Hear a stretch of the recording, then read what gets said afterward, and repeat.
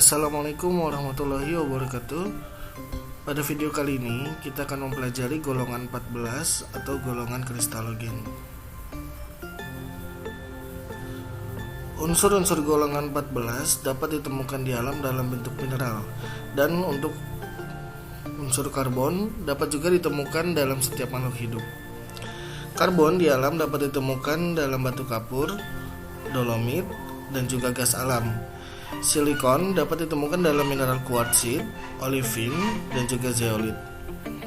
Germanium dapat ditemukan dalam mineral argirodit, germanit, dan sphalerite. Timah dapat ditemukan dalam mineral kasiterit, stanit, dan silindrit. Timbal dapat ditemukan dalam mineral galena, bolangerit, dan anglesit. Dan untuk unsur flerovium merupakan unsur buatan yang diciptakan dari reaksi fusi antara plutonium dan kalsium.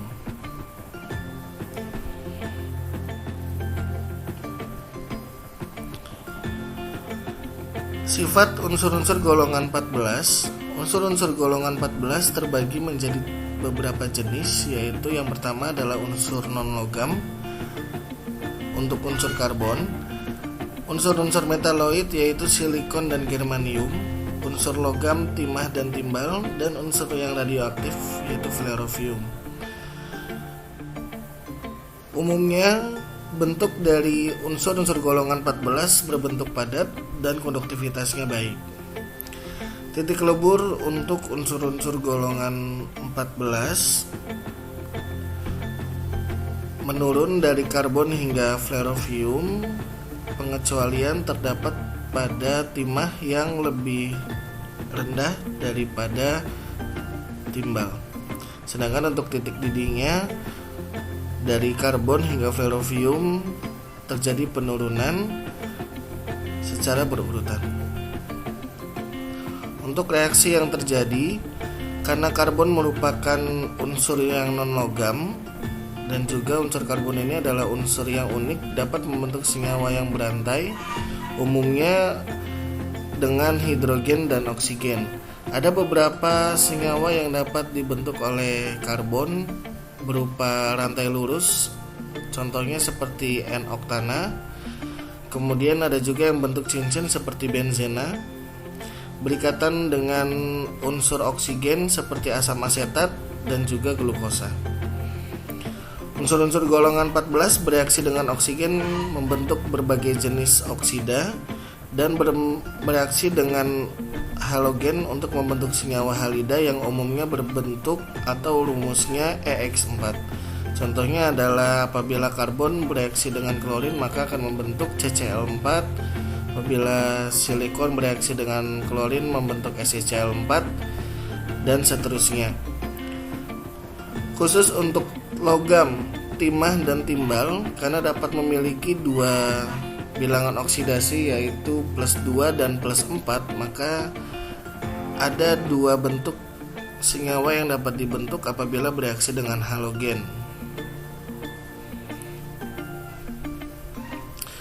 Kegunaan unsur-unsur golongan 14 dimulai dari karbon. Umumnya karbon berbentuk intan atau berlian.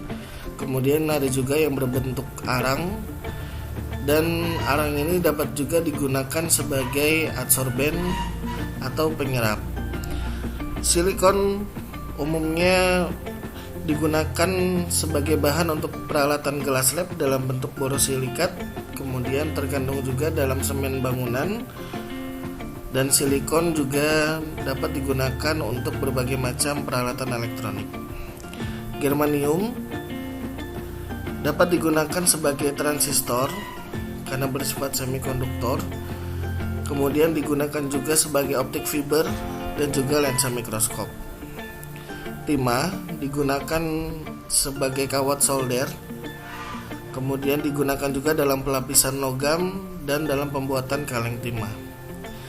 Timbal banyak digunakan dalam pipa air, kemudian digunakan juga sebagai campuran bensin dan juga sebagai baterai. Sedangkan untuk flerovium karena merupakan unsur buatan penggunaannya masih seputar dalam penelitian tentang zat-zat radioaktif. Pembuatan unsur-unsur golongan 14 dimulai dari karbon. Karbon dapat dibuat dengan cara mengkarbonasi bahan-bahan organik karena bahan organik tentunya mengandung unsur karbon di dalamnya. Silikon dapat dibuat dengan proses reduksi karbotermal, yaitu dengan mereaksikan kuartsit atau pasir dengan karbon murni. Germanium dapat diperoleh dari produk sampingan pengolahan biji sphalerit zinc. Timah dapat diperoleh melalui proses reduksi karbotermal dengan mereaksikan biji oksidanya dengan suatu karbon murni. Timbal dapat diperoleh dari proses 2 tahap, yaitu dari proses pembakaran dan ekstraksi tanur sembur.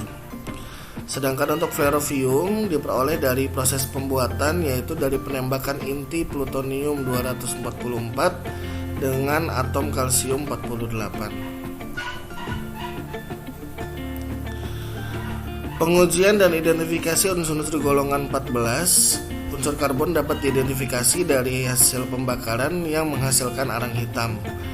Silikon dapat diidentifikasi dengan uji AgNO3 yang menghasilkan endapan kuning.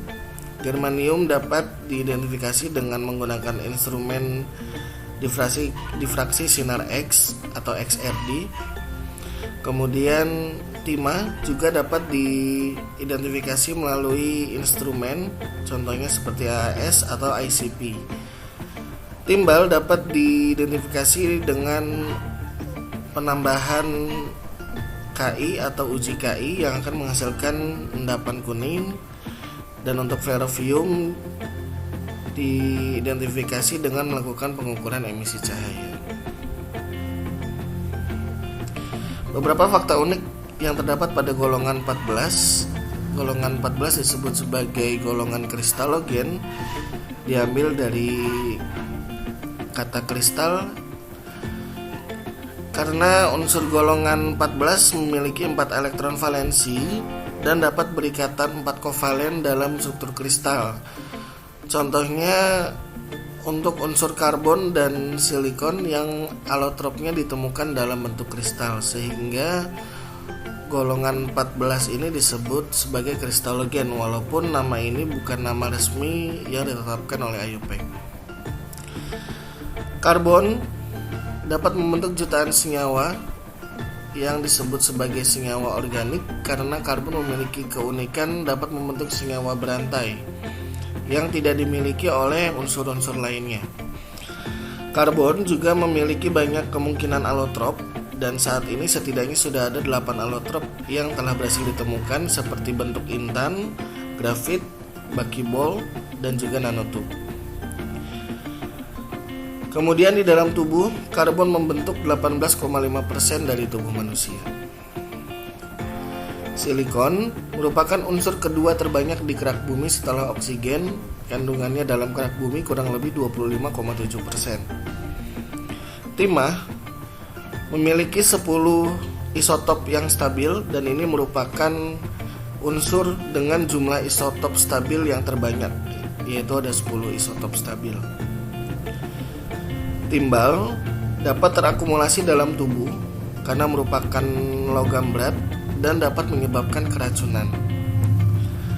Dan flerovium merupakan salah satu unsur buatan yang berhasil ditemukan atau dibuat pada tahun 1999, meskipun namanya baru diresmikan pada sekitar tahun 2014.